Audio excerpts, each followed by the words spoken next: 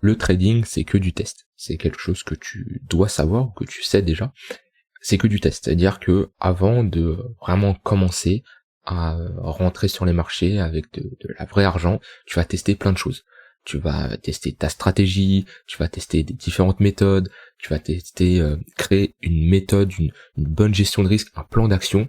Voilà, ça va être quelque chose qui va te prendre énormément de temps. Parce qu'avant, tu vas avoir la phase d'apprentissage pour apprendre les outils, les indicateurs que tu veux maîtriser. Ensuite, tu vas arriver à la phase où tu vas tester ton setup. Et il y a quelque chose qui est très important et que personne fait. Si, ceux qui y arrivent, ils le font, mais très peu de gens font. Ils vont pas au bout de leur idée. C'est-à-dire que ils ont en tête quelque chose, un setup, une stratégie qu'ils veulent mettre en place. Ça va être différentes conditions. Hein. Quand tu trades, tu regardes si ta condition A est validée. Si elle est validée, tu regardes si la B est validée, la C, etc. Et s'il en manque une, bah ton trade ne se lance pas. Mais ça, quand c'est mis en place, quand tu as de l'expérience, tu sais comment ça marche, mais si tu t'essayes de créer ton processus, hein, tu essayes de créer ton plan, tu sais pas quelle est ta condition A, quelle est ta condition B. Tu peux le savoir, mais tu sais pas si ces conditions te donnent des résultats. Et pour ça, faut tester. Mais la chose que souvent les gens font, c'est qu'ils vont pas au bout de leur idée. C'est-à-dire que ils ont leur, quand je dis idée, hein, je parle de plan, de stratégie, etc., etc. Ils ont leur plan en tête. Ils savent globalement quelles sont leurs conditions. Alors, des fois, c'est assez flou. Je m'adresse vraiment à quelqu'un ici qui a vraiment un bon plan. Le but, c'est pas de te montrer comment créer un setup, mais ici, c'est vraiment, on part du principe que t'as ton setup en tête, d'accord? Et souvent, l'erreur, c'est tu ne vas pas aller au bout de ton idée, c'est-à-dire que tu vas pas tester ton setup sur un grand échantillon. C'est-à-dire que un setup, quand tu l'essayes, ton but, c'est de le tester sur une centaine de trades, hein, en général. Alors, ça dépend toujours, hein, de quel setup, sur quelle unité de temps tu tournes, hein, mais si tu fais du scalping sur du très court terme, je te conseille d'avoir beaucoup plus que 100 trades, bien entendu, mais voilà, quelqu'un qui va être un day trader en général, 100 trades, ça commence à être significatif de résultats, ok.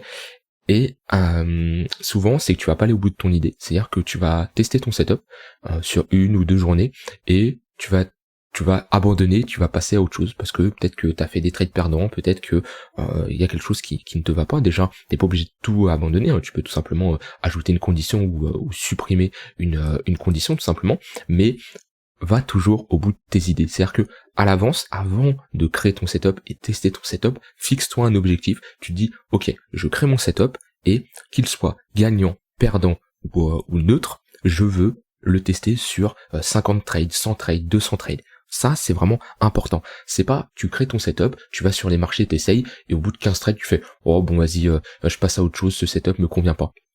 T'en sais rien, ça tu peux pas le savoir à l'avance, puisque plus tu auras un grand échantillon, plus tu pourras avoir des résultats, des statistiques. 15 trades, c'est pas suffisant. Il y a toujours une part de chance quand tu trades, hein, t'es toujours dans l'incertitude. Ça faut le savoir, hein, t'es toujours dans l'incertitude quand tu trades, même quand il est lancé, hein. T'as beau avoir un trade un setup qui fonctionne, sur du court terme, il peut ne pas fonctionner. C'est vraiment ton setup sur le long terme qui va fonctionner. Mais t'es toujours dans l'incertitude. Et 15 trades, c'est pas suffisant pour vraiment parler de grands échantillons pour avoir des résultats. Parce que tu peux avoir un coup de chance et sur tes 15 trades, t'en as 10 qui passent, 5 qui sont perdants et avec un bon risk reward, t'es largement gagnant. Comme tu peux avoir un coup de malchance où t'enchaînes 7, 8 trades perdants. Donc, vraiment, va au bout de tes idées.